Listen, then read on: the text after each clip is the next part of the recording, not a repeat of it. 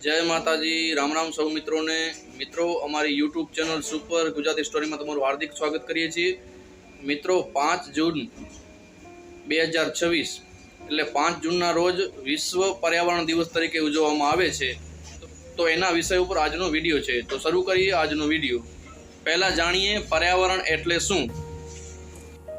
पर्यावरण આપણું જીવનદાતા છે અને તેની રક્ષા કરવી એ આપણી પ્રાથમિક ફરજ છે।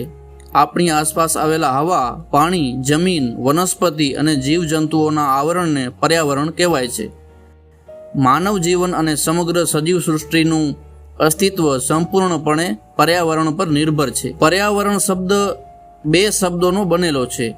પરી એટલે કે આસપાસનું અને આવરણ એટલે કે ઢાંકણ। આપણી આસપાસ જે કુદરતી વાતાવરણ છે તેને પર્યાવરણ કહેવામાં આવે છે। પર્યાવરણ આપણને જીવવા માટે જરૂરી હવા, શુદ્ધ પાણી, ખોરાક અને રહેવા માટે જમીન પૂરી પાડે છે। વૃક્ષો આપણને ઓક્સિજન આપે છે અને વરસાદ લાવવામાં મદદ કરે છે। જો પર્યાવરણ ન હોય તો પૃથ્વી પર જીવનની કલ્પના પણ શક્ય નથી। આજે માણસ પોતાના સ્વાર્થ અને વિકાસની આંધળી દોડમાં પર્યાવરણને ભારે નુકસાન પહોંચાડી રહ્યો છે।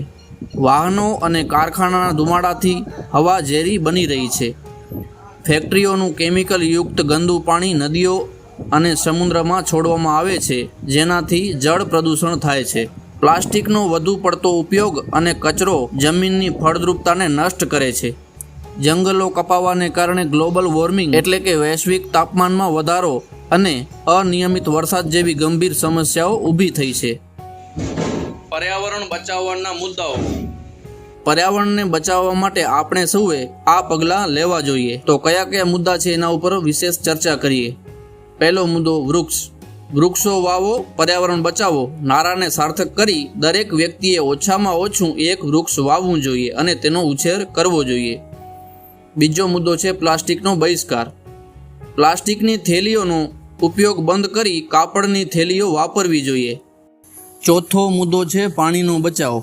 આપણે પાણીનો બગાડ અટકાવવો જોઈએ અને વરસાદી પાણીનો સંગ્રહ કરવો જોઈએ। જે વરસાદનું પાણી આપણા રૂમના નળિયા કે છતમાંથી જે ઉતરે એ પાણી જમીનમાં ઉતારવું જોઈએ અથવા એનો કંઈક સ્ટોરેજ બનાવીને એનો સંગ્રહ કરવો જોઈએ। બીજો મુદ્દો છે ઉર્જાની બચત। જો આપણને જરૂર ન હોય ત્યારે વીજળીના સાધનો આપણે બંધ રાખવા જોઈએ। સમગ્ર વિશ્વમાં પર્યાવરણ પ્રત્યે જાગૃતિ લાવવા માટે દર વર્ષે 5મી જૂનના દિવસે વિશ્વ પર્યાવરણ દિવસ તરીકે ઉજવવામાં આવે છે। જો આપણે આપણું ભવિષ્ય સુરક્ષિત રાખવું હશે તો પર્યાવરણને બચાવવું જ પડશે। ચાલો આપણે સૌ સાથે મળીને સંકલ્પ લઈએ। વૃક્ષો વાવો, પર્યાવરણ બચાવો, પૃથ્વીને સ્વર્ગ બનાવો। સૌ પ્રથમ પર્યાવરણ દિવસ ક્યાં અને કોણે ઉજવ્યો? દર વર્ષે 5 જૂનના રોજ વિશ્વ પર્યાવરણ દિવસ એટલે કે વર્લ્ડ એન્વાયરમેન્ટ ડે તરીકે ઉજવવામાં આવે છે। તેનો મુખ્ય ઉદ્દેશ્ય પર્યાવરણને બચાવવા, પ્રદૂષણ ઘટાડવા અને પ્રકૃતિ પ્રત્યે લોકોમાં જાગૃતિ લાવવાનો છે। સૌ પ્રથમ પર્યાવરણ દિવસની શરૂઆત સંયુક્ત રાષ્ટ્ર યુનાઇટેડ નેશન દ્વારા 1972માં સ્ટોકહોમ પરિષદ દરમિયાન કરવામાં આવ્યો હતો। આ દિવસ સાથે જોડાયેલી કેટલીક મહત્વની બાબતો સમજીએ। સૌ પ્રથમ વિશ્વ પર્યાવરણ દિવસ 5 જૂન 1974ના રોજ ફક્ત એક પૃથ્વી ઓનલી વન અર્થ થીમ સાથે ઉજવવામાં આવ્યો હતો।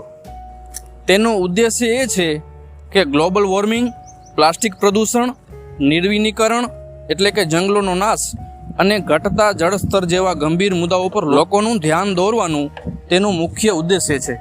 વિશ્વ પર્યાવરણ દિવસનું નેતૃત્વ united nation environment programme UNEP દ્વારા કરવામાં આવે છે। વિશ્વભરમાં 150થી વધુ દેશો વિશ્વ પર્યાવરણ દિવસ પ્રોગ્રામમાં ભાગ લે છે। તાજેતરના વર્ષોમાં પ્લાસ્ટિક પ્રદૂષણને હરાવો અભિયાન પર વિશેષ ભાર મૂકવામાં આવ્યો છે। મિત્રો, પર્યાવરણ બચાવવા માટે આપણે પ્લાસ્ટિકનો ઉપયોગ ટાળવો જોઈએ અને વધુ વૃક્ષો વાવવા, પાણી અને વીજળીનો બગાડ અટકાવવા માટે અને કચરાનું યોગ્ય વ્યવસ્થાપન કરવા માટે આપણે અગ્રેસર રહેવું જોઈએ। આ નાની નાની આદતો અપનાવીને આપણે પૃથ્વીને સુરક્ષિત રાખી શકીએ છીએ। પર્યાવરણને બચાવવા માટે આ મુદ્દા ખૂબ જરૂરી છે। આ પગલાં આપણે લઈ શકીએ છીએ। મિત્રો, આપણા ઘરની આસપાસ, સોસાયટીમાં કે ગામમાં જેમ બને તેમ વધુ વૃક્ષો વાવવા જોઈએ। જો જગ્યા ઓછી હોય તો કુંડામાં છોડ ઉગાડી શકાય. મિત્રો, આપણે સિંગલ યુઝ પ્લાસ્ટિક જેમ કે થેલીઓ, બોટલ અને સ્ટ્રો એમનો ઉપયોગ બંધ કરવો જોઈએ અને કાપડ કે શણની થેલીઓનો ઉપયોગ કરવાનો આગ્રહ રાખવો જોઈએ. મિત્રો, પર્યાવરણ બચાવવા માટે પાણી બચાવવાનો પણ એક મુદ્દો છે. જરૂર ન હોય ત્યારે નળ બંધ રાખવો જોઈએ. લીકેજ થતું હોય તો તેને તાત્કાલિક જેમ બને તેમ જલ્દી રિપેર કરાવવું જોઈએ અને આપણી રોજિંદી ક્રિયાઓમાં ઉપયોગ થતું પાણીને બચાવવાનું કોશિશ કરવું જોઈએ. જેમ કે બ્રશ કરતી વખતે, વાસણ ધોતી વખતે પાણીનો બગાડ અટકાવવો જોઈએ. પછી આપણે જ્યારે બહાર નીકળીએ છીએ, ઘરની બહાર આપણે જઈએ છીએ, ત્યારે તે વખતે આપણે લાઇટ અને પંખા ચાલુ છે કે બંધ છે તે ચેક કરીને આપણને નીકળવું જોઈએ. લાઇટ પંખા બંધ કરીને આપણને ઘરની બહાર નીકળવું જોઈએ. અને ઉર્જા બચાવવા માટે આપણે એલઈડીનો ઉપયોગ કરીએ તો ઉર્જાનો બચત થાય છે. અને મિત્રો, કચરો કચરા પેટીમાં જ નાખવાનો આગ્રહ રાખવો જોઈએ. રિડ્યુસ એટલે ઘટાડો, રિયુઝ ફરી ઉપયોગ અને રિસાયકલ એટલે કે પુનઃચક્રણના સિદ્ધાંતને અનુસરવું જોઈએ. સૂકો કચરો અને ભીનો કચરો બંને સાથે ન રાખવો જોઈએ. બંનેને અલગ રાખવું જોઈએ.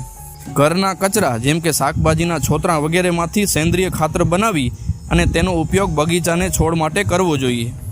તો મિત્રો, આ પર્યાવરણ વિશેની માહિતી તમને કેવી લાગી? વિડીયો પસંદ આવ્યો હોય તો વિડીયોને લાઇક કરી દેજો. મળીશું એક નવી સ્ટોરી સાથે, નવી વાત સાથે. ત્યાં સુધી સૌને જય માતાજી, રામ રામ.